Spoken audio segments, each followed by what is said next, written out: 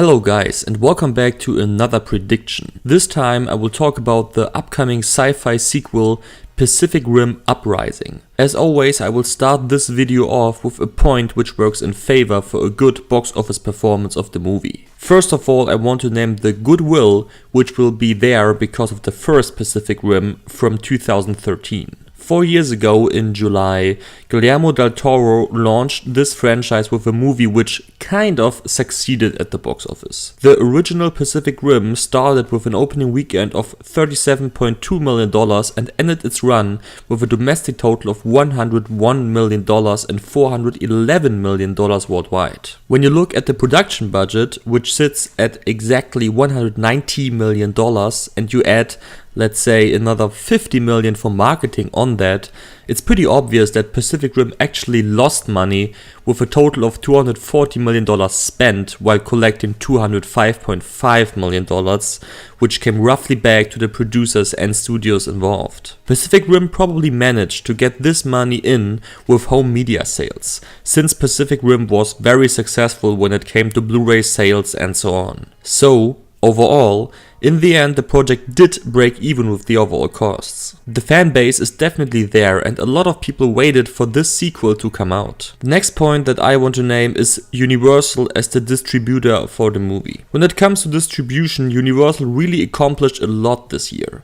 Of course, they also had some not so good performers with The Great Wall and American Made, but Despicable Me 3, The Fate of the Furious, Get Out, Split and Ghost Trip were all huge successes this year, and because all of these movies were distributed by Universal, Pacific Rim Uprising will benefit from that. The next thing that I want to point out are the reactions towards the first trailer, which was released roughly 2 weeks ago. A lot of people liked what they saw in the first material, and the like to dislike ratio is telling the same, with around 93% likes. Now I will continue with the points which does not work in favor for a good box office performance of the movie. First of all, I want to name the competition Pacific Rim Uprising has to face. 1 week prior to Pacific Rim Uprising's release, Tomb Raider will hit cinemas, which will of course attract kind of the same viewer base like Pacific Rim Uprising will.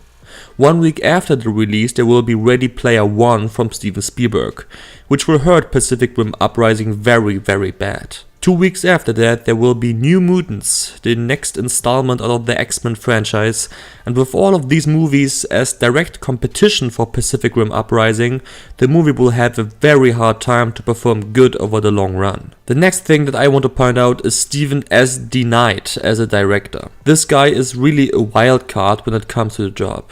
He's more known as a producer, and the only things he directed so far are a few episodes here and there from Smallville, Dollhouse, Daredevil and Angel. He of course can also do a lot of good things to the franchise, but overall he's just a wild card. The last thing that I want to point out is the cast. While the cast from the original Pacific Rim was also not the most known with Idris Elba, Charlie Hunnam and others, this time the only guy they have which will probably attract some people to go to the cinemas is John Boyega, who is most known to play Finn from Star Wars. With just him working in favor for the movie, I would say that the cast is definitely a negative point for the performance of Pacific Rim Uprising. Alright guys, I will now fade in all aspects that I just counted for a good or bad box office performance of the movie, and I will now start with the pessimistic prediction on the film. When everything goes south with Uprising, I expect the movie to perform equally to Blade Runner 2049 in the domestic market and to gross around 60% of the original's overseas performance in total. In this scenario, Pacific Rim Uprising will open to $29 million and after a multiplier of 2.7 will finish its domestic performance with a total of $78.3 million. From overseas territories, the movie will collect a total of $185.5 million for a combined worldwide total of $263.82 million.